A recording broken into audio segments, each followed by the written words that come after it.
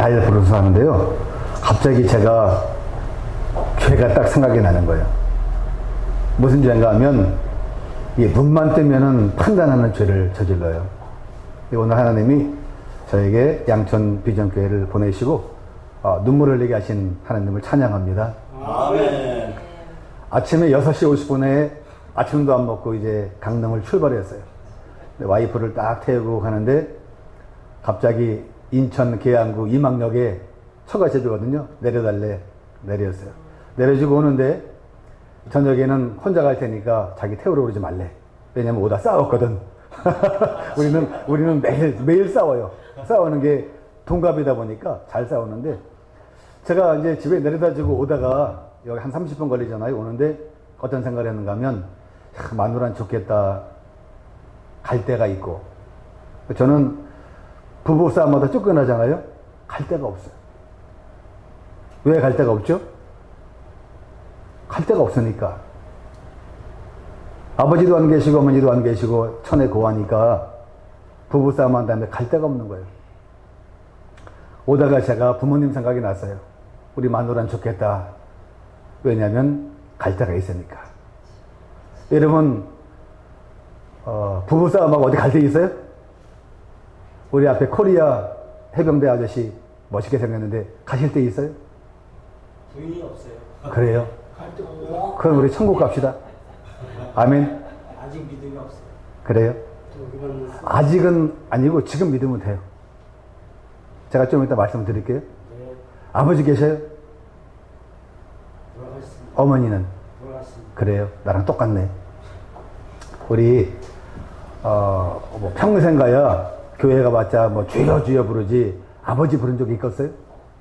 전 어머니가 저 3살 반 때 돌아가셨기 때문에 어머니는 기억이 없고 아버지는 19에 돌아가셔가지고 아버지 기억은 많거든요. 우리 주여는 자주 하니까 아버지 한번 불러볼까요? 아버지가 어떻게 대답하시나? 자, 눈 감으셔. 내 세상 일은 부흥에 처음 해본다. 눈 감으셨죠? 하늘에 계신 아버지 말고 여러분을 낳으시고 고생하시다가 돌아가신 아버지 한번 묵상하시고 떠오르시고요. 아버지를 크게 3번 부르면 아버지가 나타날 줄 믿어요. 아버지 한번 크게 3번 부릅니다. 시작. 아버지! 더 크게. 아버지! 더 한번. 아버지! 짠하다.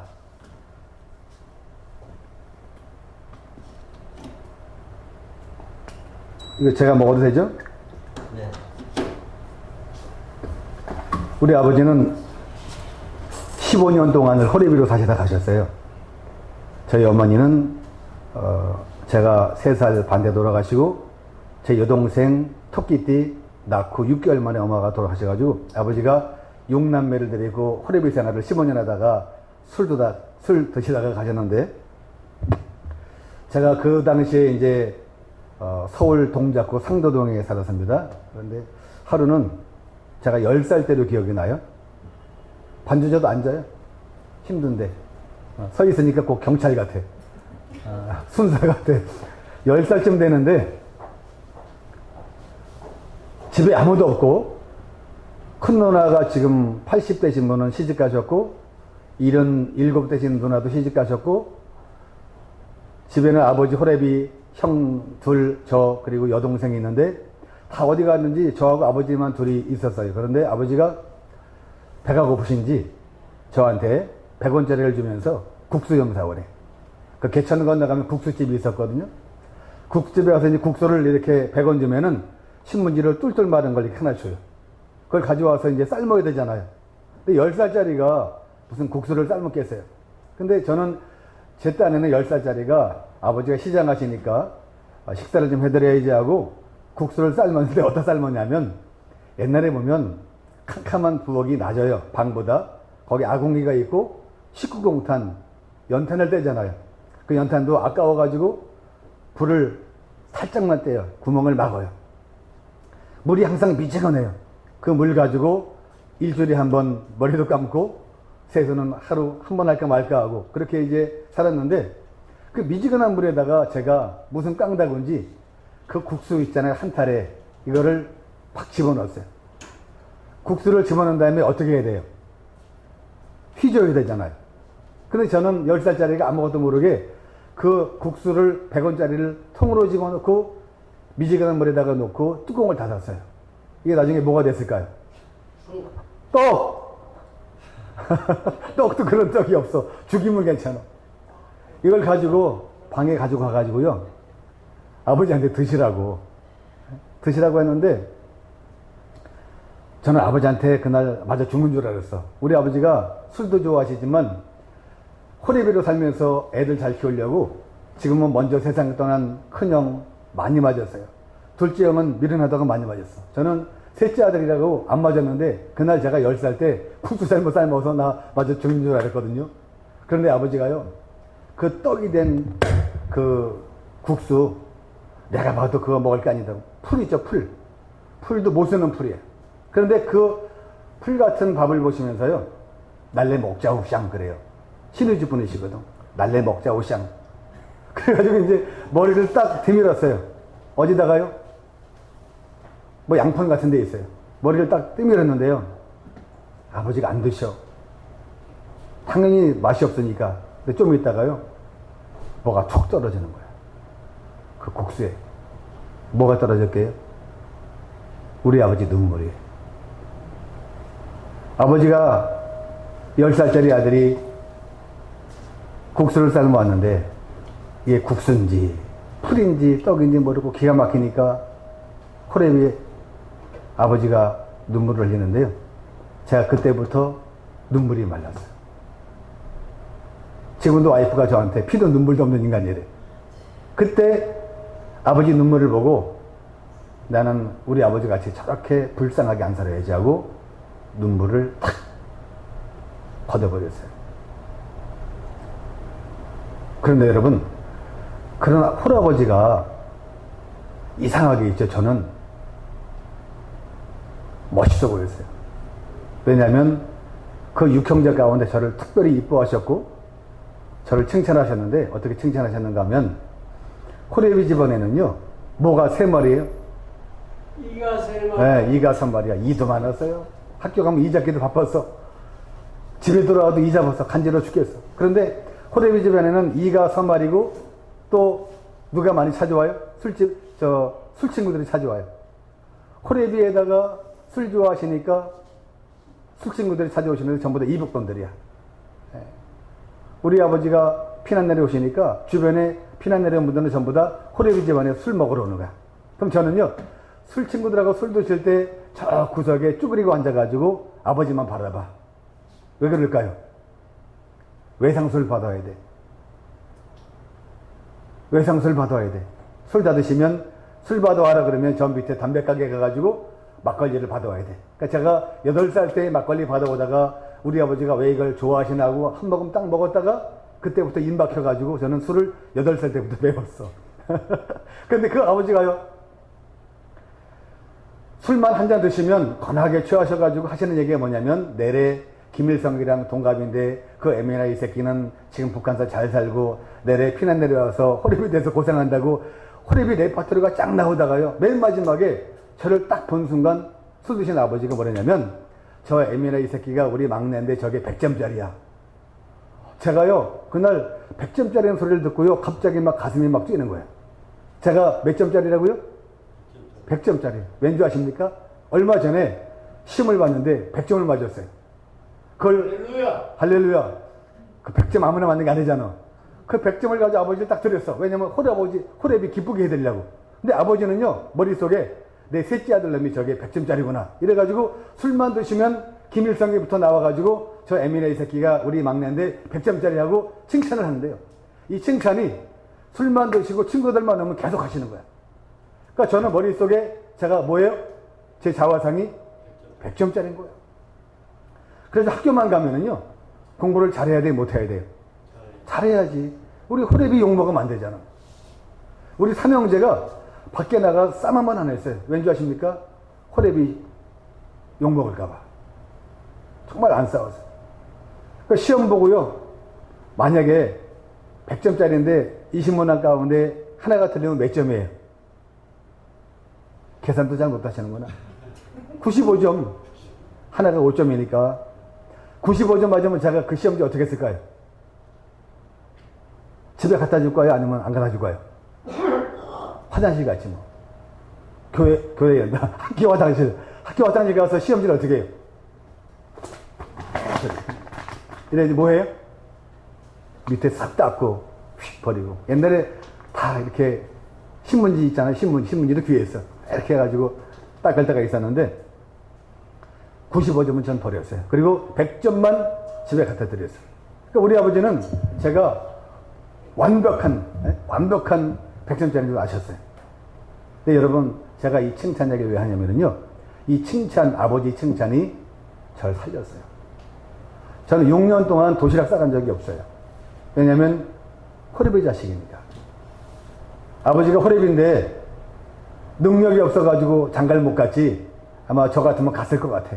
왜냐면 자식이 6명인데 어떻게 혼자 키워요. 그런데 집안이 가난해도 어떻게 가난해요? 진짜 가난한 걸 어떻게 가난하다고 그러죠? 찢어지게 가난하대. 근데 뭐가 찢어지는 거죠? 가난한 게? 하여튼 찢어지게 가난했어요. 그래서 도시락을 못 사갔는데 이 100점짜리가 얼마나 효과가 있는가 하면요. 1년에 한 번씩 짝꿍이 바뀌잖아요. 근데 기가 막히게 내 옆에 있는 놈은 공부 못하는 놈만 내 짝꿍이야. 그래서 저는 몇 점짜리라고요? 몇 점짜리라고요? 100점짜리니까 그때는 금요일마다 시험을 봤어요. 시험을 보고 친구를 보여줘요, 일부러. 그럼 짝꿍이 그걸 보고 막 써. 근데 내가 또 머리가 잘 들어가가지고 일부러 2개는 틀리게 해. 그럼이랑 나랑 똑같으면 안 되잖아. 표시가 나니까 2개는 틀리게 하고 시험 낼 때는 다시 고쳐서 정답 쓰고 내고. 이래가지고 저는 100점, 얘는 잘 나와야 90점. 이래가지고요. 6년 동안을 내가 도시락을 친구 걸 반타작 해가지고 졸업을 했어요. 잘했죠? 그런데, 네, 국민학교를 졸업을 했는데, 그 유명한 상도 국민학교 졸업을 했는데, 중학교 갈 때가 딱 됐거든요? 근데 나보다 공부 못하고 내 시험지 보고 졸업한 놈들이요. 교복을 입고, 교모를 쓰고, 옛날 교복이 무슨 색깔이에요? 시커먼 색깔. 거기다가 모자에다가 가운데다가 둥그런 거 황금색 탁 박아놓고 거기다가 가운데 중작 딱 써있어. 그런데 나는 100점짜리인데 6학년 2학기 졸업할 때 됐는데 졸업사진도 없고 교복이 없는 거야.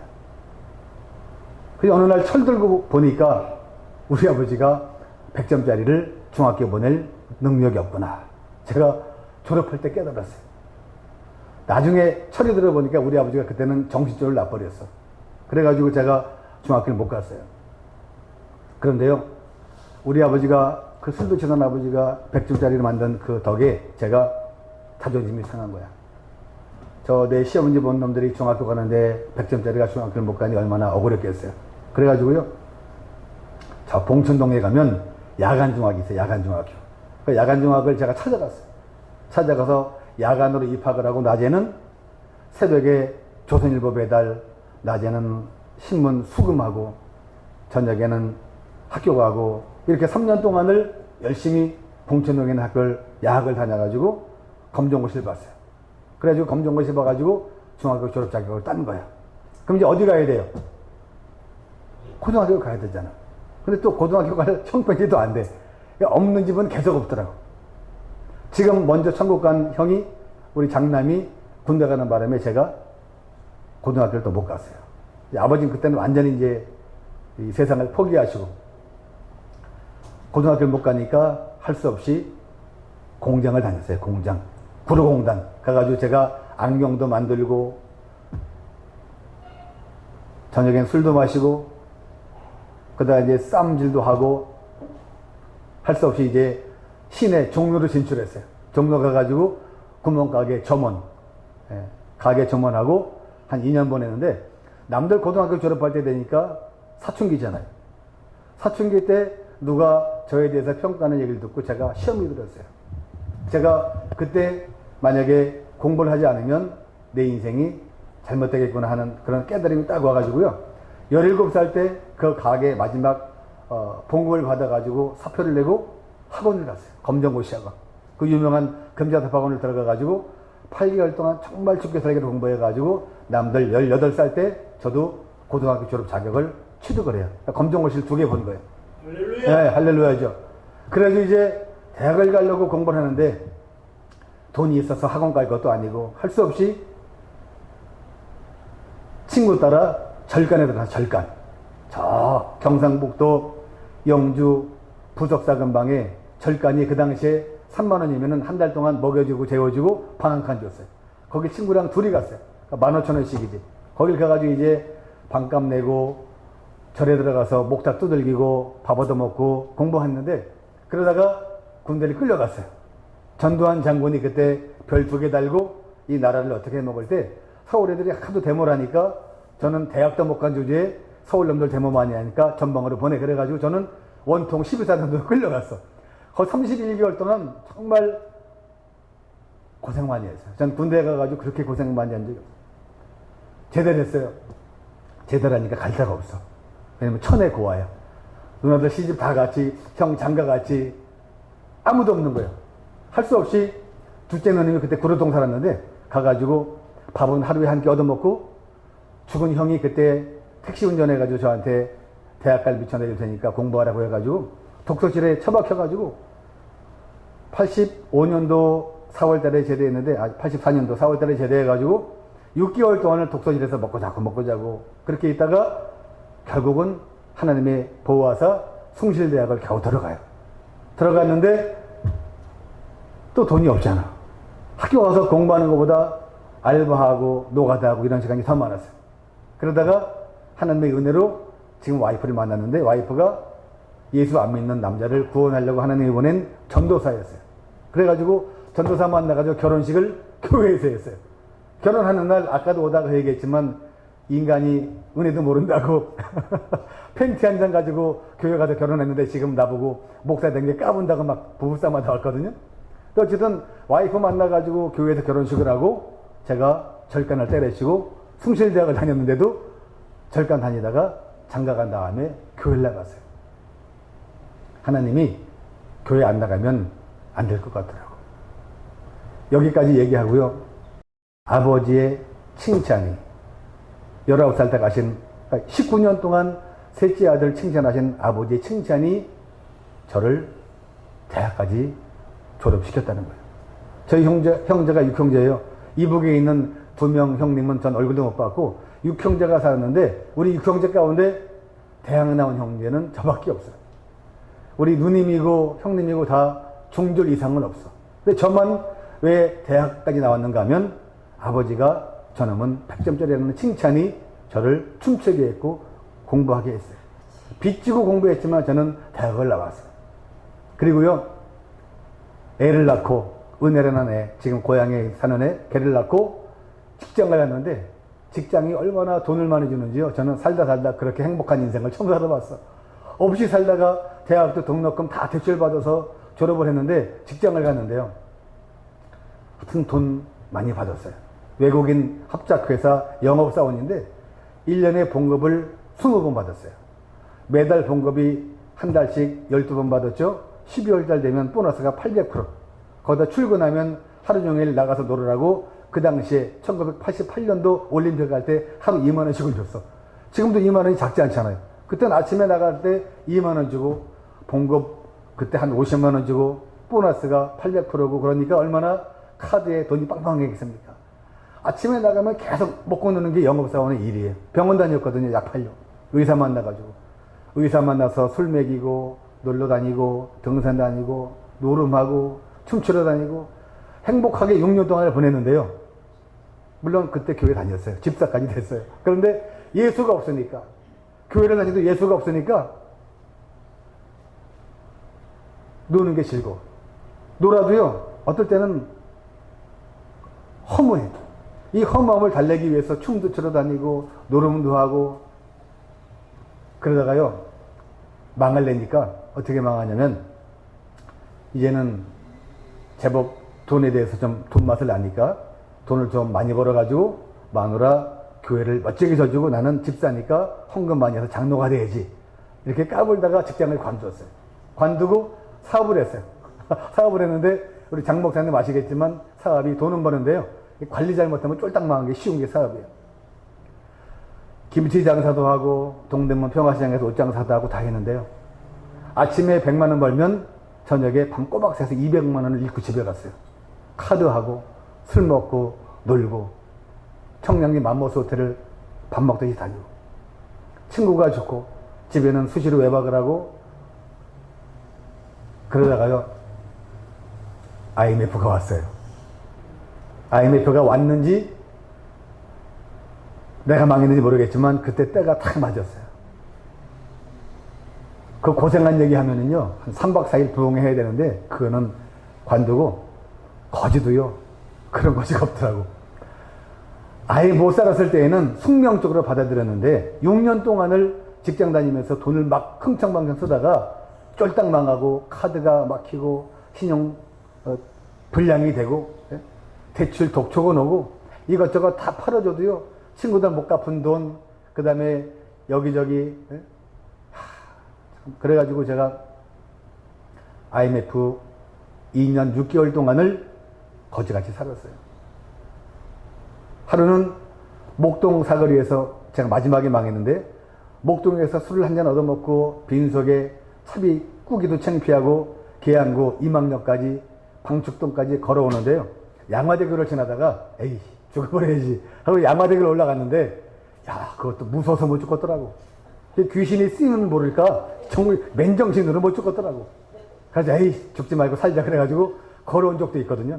그런데요 나를 칭찬하셔가지고 아버지가 대학까지 졸업하고 직장하고 사업장까지도 만드셨는데 이제 어떤 은혜가 저한테 임하는가 하면 믿음이 없고 개판으로 살아도요 술 먹고 속이 썰어가지고 집에 있는데 지금 여기 우리 와이프가 간 그 장모님 그 장모님 권사님이 하루는 구역예배 드리재 가정예배 드리재 그래가지고 와이프랑 저랑 갔어요. 근데 와이프는 전도사인데도 자기네 엄마 권사님이 구역장이야. 그래가지고 예배를 드리는데 그때 어떤 말씀을 주시는가 하면 나중에 찾아보세요. 사무엘상서 2장 6, 7, 8절 말씀인데 그 말씀이 우리 장모님이 뭐 전라도 한평분이 무슨 뭐 대학을 나왔습니까? 신학을 했겠습니까? 그냥 불러불러 하는 대한수도원 기도하는 권사님인데 그날 이 불쌍한 사위, 불쌍한 딸이 앉았는지 그 예배 드릴 때 이 말씀을 딱 꺼내놓고요. 아주 간단하게 말씀하셔요. 하나님은 자네가 죽게 돌아오면 죽은 자를 살린 분이 자네를 살릴 수가 있네. 하나님은 죽이기도 하시고 살리기도 하시는 분이고 하나님은 가난하기도 하시고 부하게도 하시고 하나님은 낮아지기도 하시고 높이기도 하시는 하나님이야. 그러다가 이 강의 말씀을 딱 하신 다음에 저한테 예언의 말씀을 던지는데 권사님이 자네가 세상줄 끊고 신학교 가면 하나님이 자네를 쓰시는데 자네는 전 세계를 비행기에 타고 다닐 것에. 거기다가 두 번째 예언, 자네가 신학교 가면 부흥사가 될 걸세. 근데 저는요 부흥사가 뭔가 아무 생각이 없어. 그지같이 사는데 다 갖고 빚이 8천만 원 있는데 처자식 고생시키는데 무슨 부흥사고 뭐 챙기겠습니까? 그런데 딱 하나 땡기는 게 뭔가 하면 자네가 신학교 가면 전 세계를 비행기에 타고 다닐 걸세. 그게 탁 꽂혀요. 왜냐면 제가 직장을 다니고 사업을 해도 비행기 한번 타본 적이 없어. 외국엔 가본 적이 없어. 전부 다 제주도만 가서 술 마시러 놀러. 그러니까 비행기 타고 전 세계 다닌다는데 딱 꽂힌 거야. 어차피 없는 거 한번 믿어보자. 이래가지고 그날 저한테 은혜가 임했는데 그날 세상줄 딱 끊었어요. 그리고 세상줄 끊기 전에 어떤 계기가 있었는데 저를 대학까지 보낸 형이 화병으로 간암 걸려서 한 달 반 만에 죽었어요.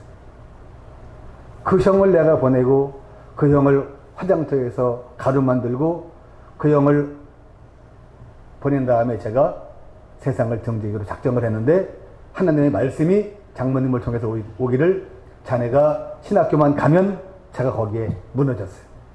그래가지고 1920년도 제 나이 만으로 40살에 6개월 동안 쎄 빠지게 공부해가지고 신학대학을 들어갔어요. 제가 몇 점짜리라고요? 공부는 잘했던 것 같아요. 하여튼 하나님의 은혜로 6개월 동안 뼈 빠지게 공부해가지고 빚쟁이가 신용불량자가 신학대학원을 간 거예요. 가가지고 3년 동안 공부를 했는데 지금도 부끄럽게요. 성경도 잘 모르고 그렇죠? 그리고 공부도 별로 못했고 3년 동안 신학생이 빚 주고 목회하면 안 되잖아. 이 8천만 원 갚으려고요. 철거고 노가다고 페인트고 어디고 안 가본 데가 없어요. 여러분 제가 노가다 하게 생겼어요? 근데 여러분 제가 철거 잘해요. 한마로 철거하고 차 불러다가 갖다 폐자재 날라서 좀 챙겨 먹기도 하고 별별 다 했다니까. 그러니까 3년 동안을 와이프가 또 교회까지 챙겨놨잖아. 인천 은혜교회를 개척을 해가지고 대표기도 조집사, 와이프가 설교하고 아들은 동원위원, 딸은 반주자, 장모님은 재정부장 이래가지고 3년 동안을 꼼짝 못하게 도망갈까봐. 왜냐면 제가 쫄딱만 가고 신학교 가니까 우리 죽지 않은 바로 위에 형이 옷장사 했거든요. 돈 좀 많이 벌었는데 동생놈 하나 있는 게 저게 공부도 잘하는 놈이 마누라 잘못 만나가지고 교회 다니고 저가 뭔가 맛이 갔는지 신학교도 갔는데 안 되겠다 싶었나 봐. 하루는 전화가 와서 신학대학원 졸업하고 개척을 했는데 야 내가 돈 다시 빌려줄 테니까 너 옷장 살래? 근데 잠깐 땡기더라고. 잠깐 갈등했어요. 왜냐면 개척 목회가 재미가 없어요. 안 돼. 지하실에 30만 원짜리 월세인데 이거 물 먹는 하마 물 갖다 버리기도 바쁘고 사람은 안 와. 죽겠어. 3년 동안 하는데 이거 못 해먹을 짓이야. 나가서 노가다는 게 낫죠? 개척 목회 못하겠어. 그래가지고 형이 돈 빌려준다는데 잠깐 땡겼거든요. 그런데 하나님이 안 놔주시더라고요. 하루는 지하실에서 우리 식구들끼리 기도했어요. 금요 철야 10시에. 그날도 제일 먼저 와가지고 물 갖다 버리고 우리 식구 4명이 은혜랑 동빈이랑 와이프랑 넷이 기도하고 제가 신대원 졸업했으니까 설교하고 여기 쭈그리고 앉아가지고 지하실에서 기도를 하는데요. 형 생각이 자꾸 나는 거야. 형한테 전화해가지고 다시 돈 빌려달라서 옷장 사할까? 그러다가 하나님한테 쇼당패를 붙였어. 어려운 얘기죠, 쇼당패가. 뭐라고 했냐면 하나님 제가 안 하면 안 될까요? 목회하기 싫은데요. 제가 43살 될 때까지 기도한 적이 없어요. 왜냐하면 아버지 부재, 어머니 부재를 하다 보니까 신학교를 다니고 주여 주여 하고 아버지 하나님 아버지 해도요. 전 아버지한테 뭘 달래본 적이 없어요. 아버지가 돈이 없고 호랩인데 꼭 달래면 뭐 돈이 나와 뭐가 나와. 제가 공장 다닐 때 제가 돈 벌어가지고 흑백 텔레비도 집에 사놨거든. 아버지한테 아무리 뭐 해봤자 돈 나올 구석이 없어. 호랩이니까.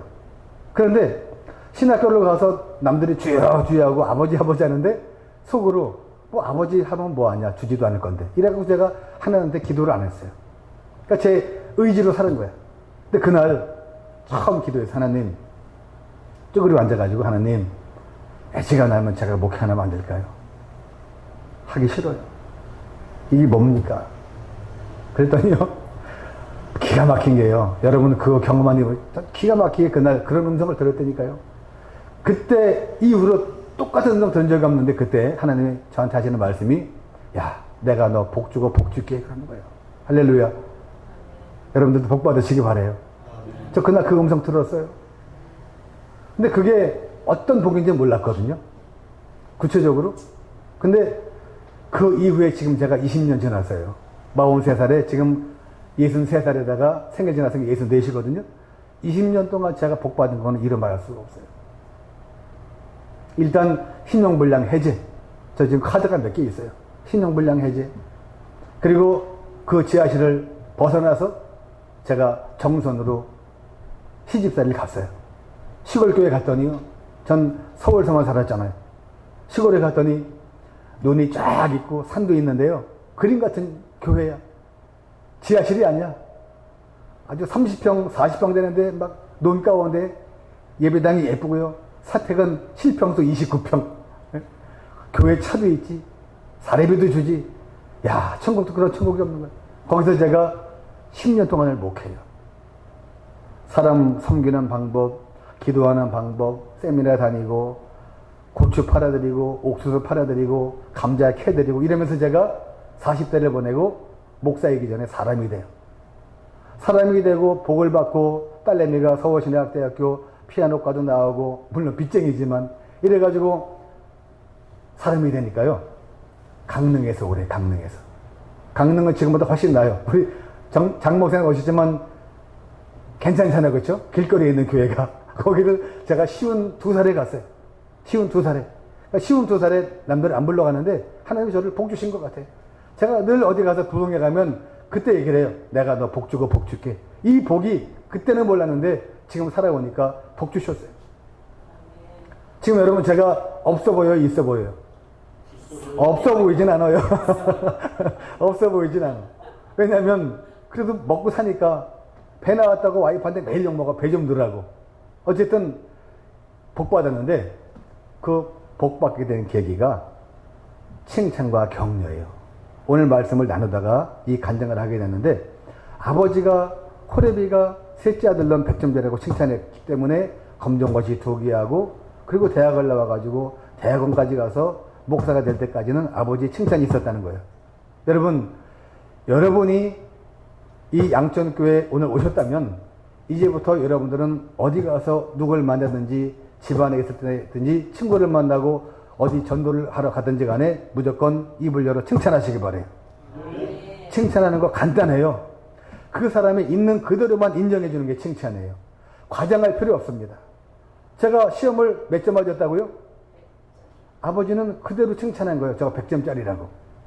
그랬더니 칭찬이 고래를 춤추게 한 것처럼 이 호레비 자식이 100점이라는 칭찬을 먹고 잘하는 거예요. 학교 가면 100점짜리 맞아가지고 도시락 반 얻어먹고 그 100점짜리 때문에 야간 중학교 나오고 고등학교도 검정고시 학원 다녔고 그래도 뭐 서울에 있는 대학도 들어갈 땐 장학금 받고 들어갔고 빚지고 다녔지만 졸업을 해서 직장을 다녔고 이게 전부 다 아버지의 칭찬의 덕이란 말이죠. 제가 목사가 왜 됐다고요? 여러분 장모님이 여러분들이 장모님인데 사위새끼가 쫄딱 망해가지고 신용불량 돼가지고 처자식 고생시키면 그걸 여러분 사위새끼라고 인정하겠습니까? 근데 우리 장모님은 내가 지금도 감사한 게 그 미운 놈 떡 하나 더 준다고 저를 사랑하셔가지고요. 돈만 생기면 그때 우리 장모님이 은사 받았기 때문에 여기저기 많이 불려다니면서 기도했어요. 예언도 해주고 이렇게 축사도 했는데 어디 가서 5만원 10만원 봉투 받아 오잖아요. 사위놈 줬어요. 이거 차비해라. 책 사봐라. 당신 딸 안 주고 당신 손자 안 주고 사위놈 줬다니까요. 왜냐하면 불쌍한 사위놈 목사 만들려고.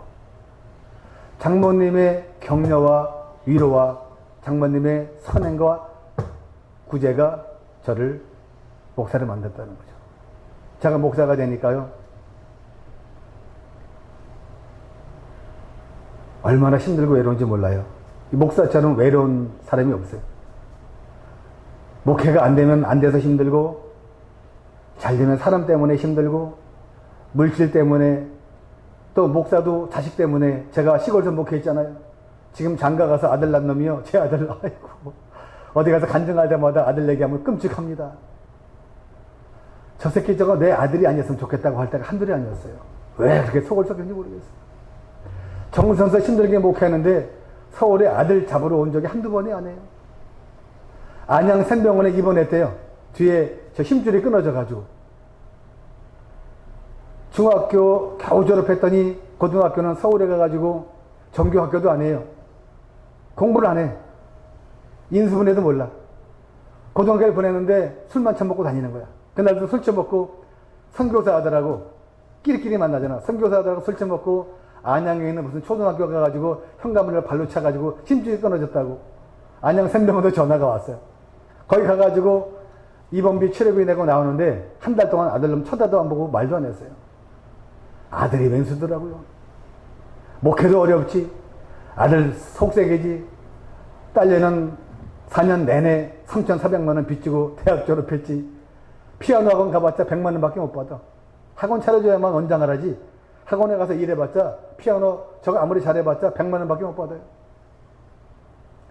목사가 쉬운 게 아니에요. 근데 여러분 그렇게 힘든 위로하시는 사람이 있는데요. 우리 권사님 한 분이 김옥자 권사님이 제가 지금 강릉에 갔을 때 저만 보면 그렇게 위로하시는 거예요. 오늘 말씀이 뭔가 하면은요, 말세에 모이기를 싫어할 때 우리가 할 일이 뭡니까? 사랑과 선행으로 격려하자는 일. 그런데 사랑과 선행으로 격려하는데 어떻게 사랑과 선행으로 격려하면 따라합시다. 서로 돌아보아.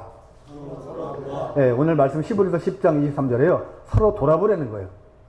우리 권사님이 이 목사를 딱 돌아보니까 불쌍해. 왜 불쌍하냐면 교회가 갔는데 시커 싸우던 교회를 제가 갔어요. 뭐 세파 네파 막 여기저기 막 파가 많아. 떠나신 목사파, 새로운 목사파, 장로파, 권사파 막 이러는 거야.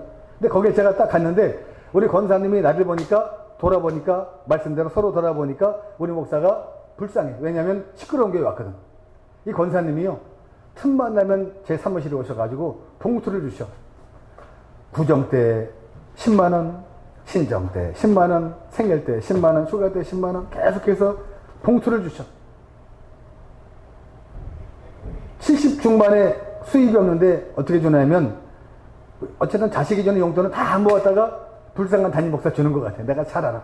그리고요, 담임 목사 목욕실을 청소를, 서재를 다 청소를 하고 커피 마신 거 다 설거지하고 쓰레기 다 치우고 서재 닦아주고 그러다가 이래요. 목사님은, 그 권사님이, 목사님은 우리 교회에 있을 목사님이 아니야. 얼굴을 보면 저 서울에 큰 교회 가야 되는데 그래 칭찬을 막 해. 위로하고 격려해. 그러다가요, 아주 새색시 같이 교회에다 대고 이래요. 목사님, 누가 뭐라고 지절거려도 절대 딴 데 가지 마세요. 누가 지절거리니까 그런 얘기 하겠지. 예? 목사가 어쩌네 저쩌네. 잘해도 뭐라고 못해도 뭐라고. 교회가 그런 거거든. 근데 권사님은 서로 돌아보아 당신의 눈에 보이는 목사가 안 돼 보이는 거야. 그러니까 위로해야지. 봉투 갖다 주고 칭찬해 주는 거야. 우리 목사님 같이 잘생긴 목사님이 없대. 그러면서 당신의 아들이 저랑 똑같이 쥐띠야. 60년생인데 저보다 6개월 어려. 이런다. 아이고 우리 성기는 팍상 들어갔는데 목사님은 아직도 새파랗대. 그러면서 저를 막 칭찬을 해. 서울에 있을 목사님인데 강릉 와서 고생한다고. 그러면서 절대 딴 데 가지 말라. 제가 뭐라는 줄 아세요? 갈 데도 없어요. 그리고 제가 권사님 안 가는데 내 청년 권사님 천국 갈 때까지 내가 딴 데 안 간다고. 그리고 커피 한 잔 대접하고 냉장고에 먹을 거 있으면 같이 나눠 먹고 그렇게 가요. 근데 여러분, 이 권사님이 저를 그렇게 사랑하시고 위로하시는데요, 코로나 때에는 용돈을 안 줘. 원래 10만원 하다가 코로나 전에 80대로 올라가서 5만원으로 줄었어요. 용돈이 줄었나 봐. 그러다가 코로나 전에는 2만원 줬거든. 근데 코로나 때는 2만원도 안 줘. 퀴즈를 낼게요. 2만원 왜 안 줄까요? 여기 맞추면 제가 2만원 드릴게. 여기 지갑에 2만원 있으니까. 모았다가 한 번에 10만 원 드리려고. 아유, 진짜 은혜로우신 답이다. 정답은 아니고요. 권사님이 치매가 왔어요.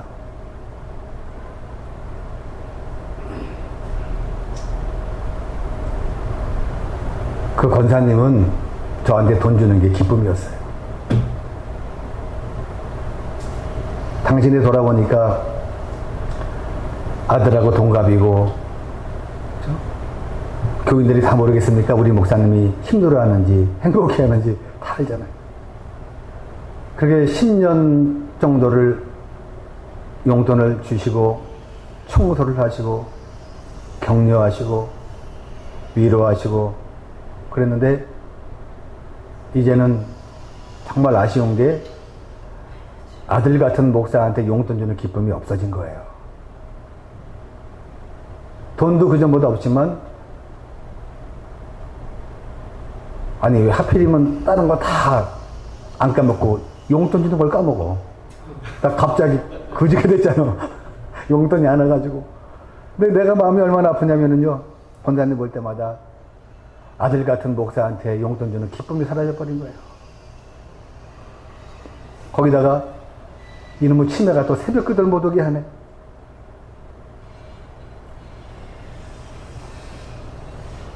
금요일날 3시만 되면 와가지고요, 우리 이제 목사님 주무신데 이제 우리 교육관 있죠, 교육관. 교육관에서 방석을 다 깔아. 코로나 전에 거기서 금요 예배 드렸거든요. 방석 깔아놓고. 이 노인네가 봉투 주는 거 까먹고, 새벽기도 까먹고, 금요일날 코로나 때 예배 안 드리는 걸 까먹고, 3시만 되면 와가지고, 방석 다 깔아놓고, 불 켜놓고, 담임 목사 먹을 물 떠놓고, 그리고 그 로비에 앉아가지고, 커피 머신 앞에 앉아가지고, 혼자서 깜깜한데 성경책을 보는 거야. 복도에서. 내가, 왜 왔어요? 그러면, 예배 없어요, 그러면. 금요일날 없잖아요. 사무실이나 좀 청소 좀 해주고 가셔. 사무실에다가 들여가지고 기도해드리고 쓰레기통 치우라고 하고 청소하시라고 하고 사명을 줘야 될 거 아니야. 그리고 과자 뽀시기를 있으면 하나 드리고 드시라고 하고 오늘 예배 없으니까 집에 가시라고. 말은 잘해. 내일 꼭 온대. 새벽에 또 안 와. 이렇게 목사가 돼도 제가 칭찬과 위로와 격려를 받고 살아요. 죽을 때까지인 것 같아요. 근데 여러분, 저도 뭘 해야 될 거 아니야. 목사인데. 서로 돌아봐.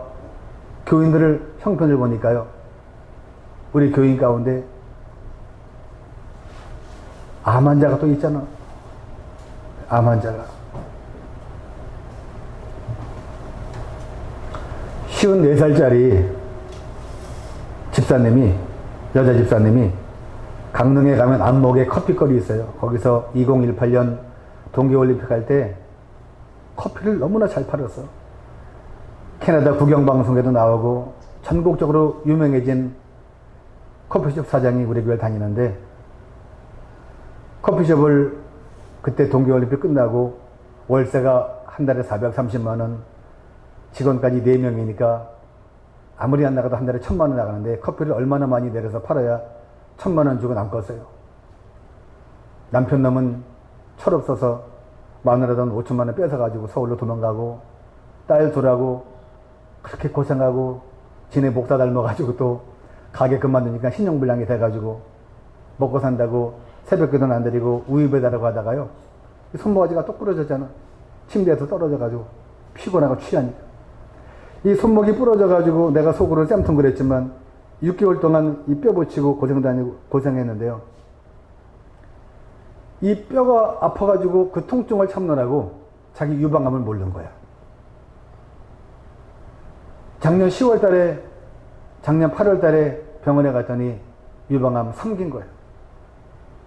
유방을 잘라내고 항암을 하고 방사선하고 1년 지났는데 죽을 맛이죠. 근데 여러분, 자기가 암 걸려가지고 기도할 때는요, 주여 하고 새벽에 우리 장목사님 하시는 거 교육관에서 주여 하면은요, 내 마음이 아플 정도로 주여를 불러요. 그런데 이게 안 들리니까 그 집 딸이 둘인데 29살짜리가 관동네 나오고 이뻐요. 정말 내가 아들 하나 더 있으면 며느리 삼을 정도로 이뻐. 강릉에 두고 보기 아까운 인물인데, 얘가 또 지네 엄마가 유방암 걸린 2달 후에 백혈병에도 걸리네. 혈액암이에요. 그때부터는요, 주여 하는 게 이게 주여가 아니라 꼭 짐승이 우는 것 같아요. 제가 등산을 좋아해가지고 오대산 갔다가 멧돼지 새끼랑 한번 만난 적이 있거든요. 나는 이렇게 오대산 정상에 올라가고 멧돼지는 물 먹으러 내려왔다가 날 딱 보더니 갑자기 으르르 하고 승질을 내고 도망가더라고. 그 돼지 새끼 멧돼지 울음소리가 이 문광사 울음소리가 똑같아요. 자기가 아픈 건 둘째치고 그 이쁜 딸이 시집장 간 게 혈액암에 걸렸으니 기가 막히는 거예요. 그러니까 목사가 어떻게 합니까? 서로 돌아보아 사랑과 사냥을 격려하자고 설교만 하면 안 되잖아요. 그때부터 이제는 비상에 걸린 거예요. 테프콘 비상에 걸려가지고 집사 걸리고 암 걸렸는데요. 제가 암 걸리고 2달 만에 승진시켰어. 권사 위에 승진시키면 뭐예요? 집사 위에 권사. 그때 장로 2분이 은퇴할 때요, 명예권사 세우고 막 그러잖아요. 아예 이 집사를 빡빡 깎기 전에 아예 그냥 권사로 초특급 승진을 시켜버렸어요. 기분 되게 좋아하더라고. 여러분, 집사가 좋아요? 권사가 좋아요? 일등병이 좋아요? 상병이 좋아요? 상병이 좋아요? 병장이 좋아? 어쨌든 저는 제 딴에는 힘을 주고 싶었어요. 믿음이 좋아요. 11조 감사, 뭐 필리핀 선교 뭐 다 잘해. 구역장도 하고 청소봉사, 식당봉사. 지금도 암 환자가 남보다 더 잘해. 권사를 세웠어요. 그리고 이제 아주 특수부대 기도하는 거예요. 그 모녀를 위해서.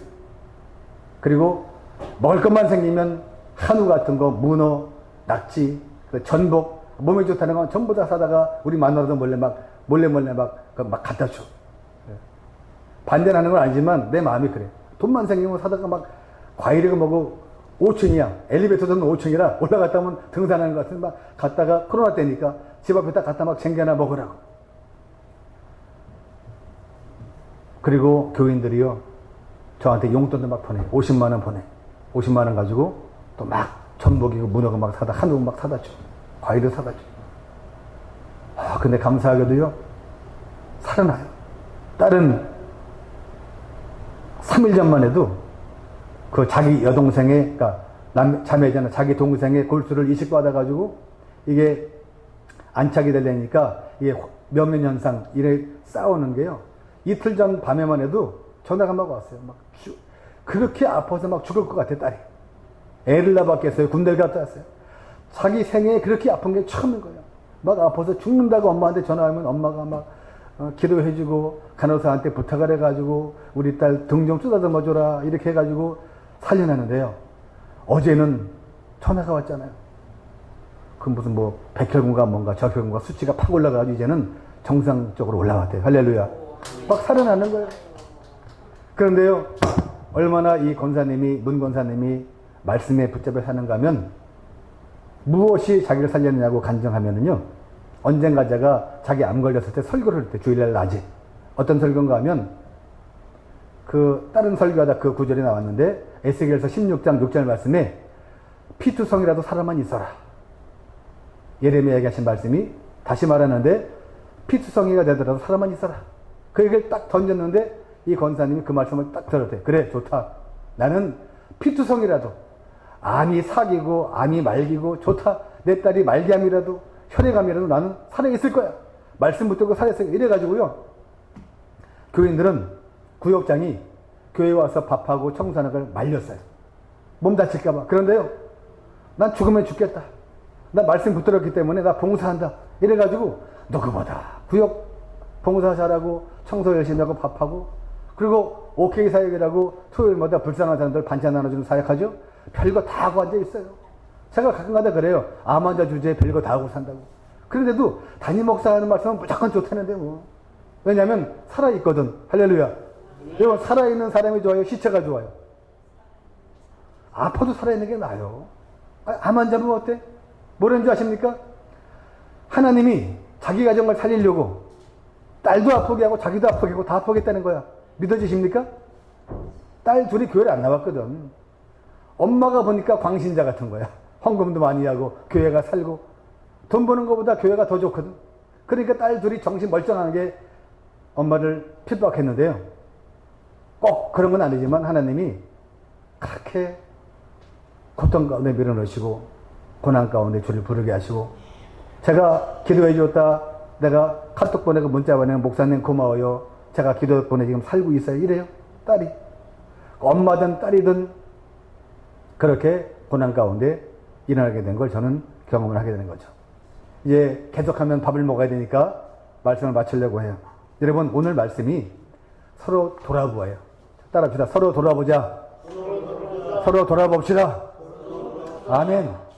서로 돌아보면은요, 우리 목사님이 어떤 마음을 가지고 목회하시는지, 우리 사모님이 어떤 눈물을 흘리는지, 우리 교인이 어떤 형편인지, 내 아들이 어떤 놈인지,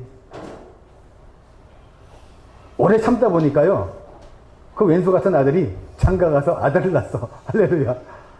근데요, 그 원수 같은 놈이 나는 아들이 왜 이렇게 이쁜지요? 저 며칠 있다 또 가야 돼요. 막 보고 싶어 미치겠어.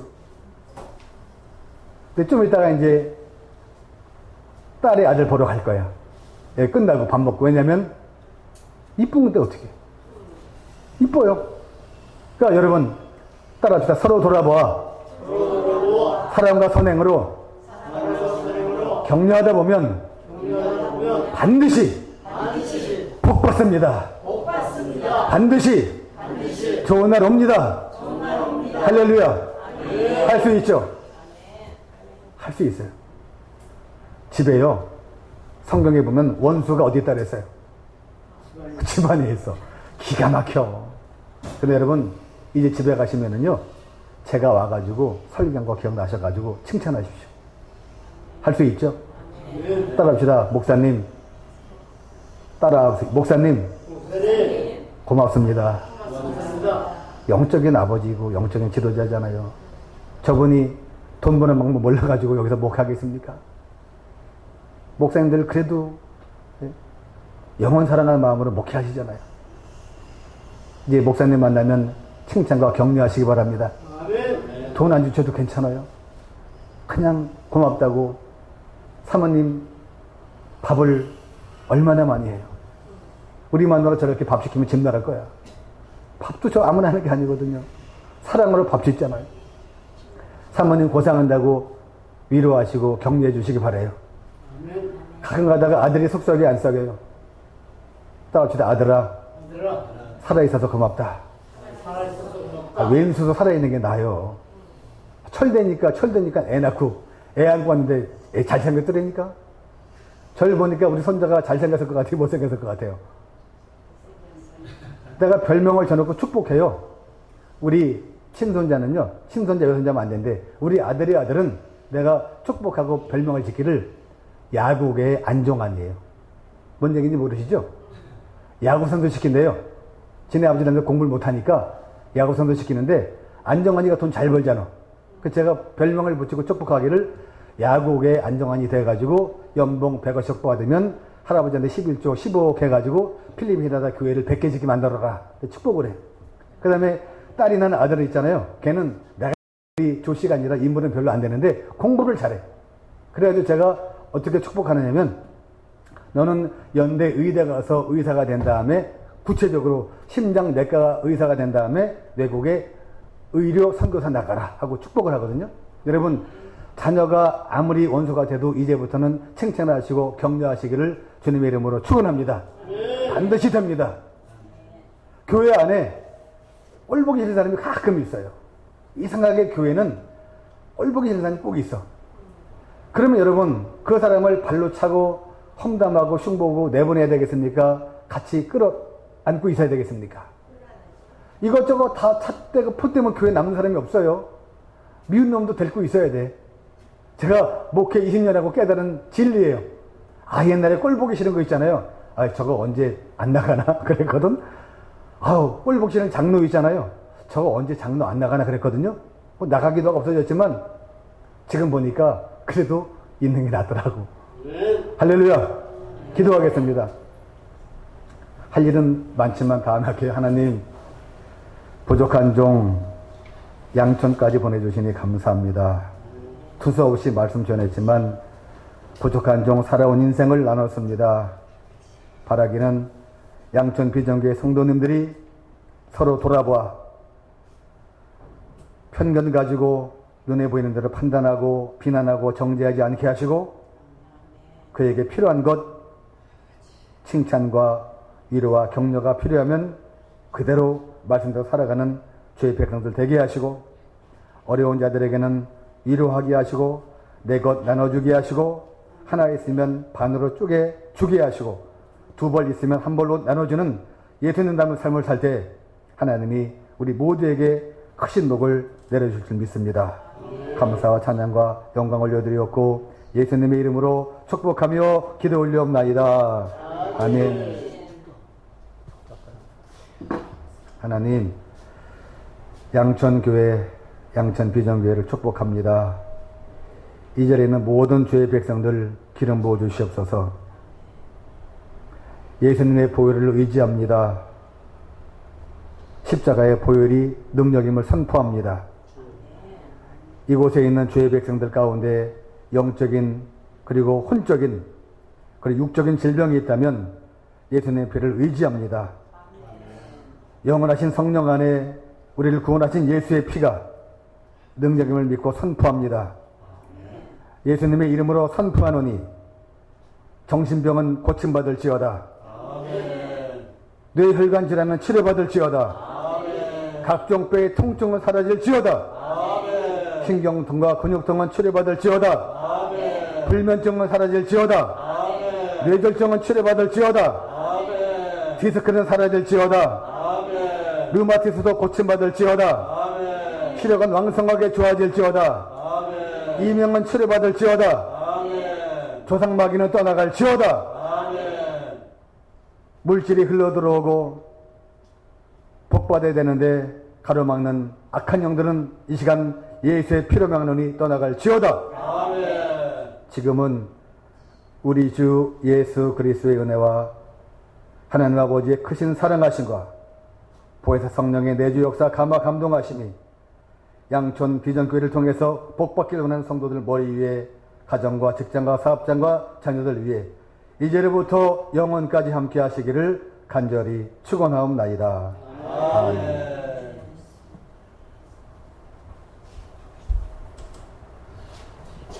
말씀 전해주신 우리 목사님께 박수로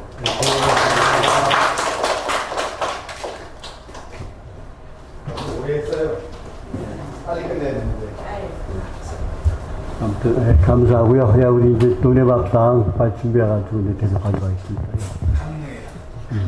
네. 오늘 쏘셨네. 네, 끝났어요? 네, 끝났어요. 네.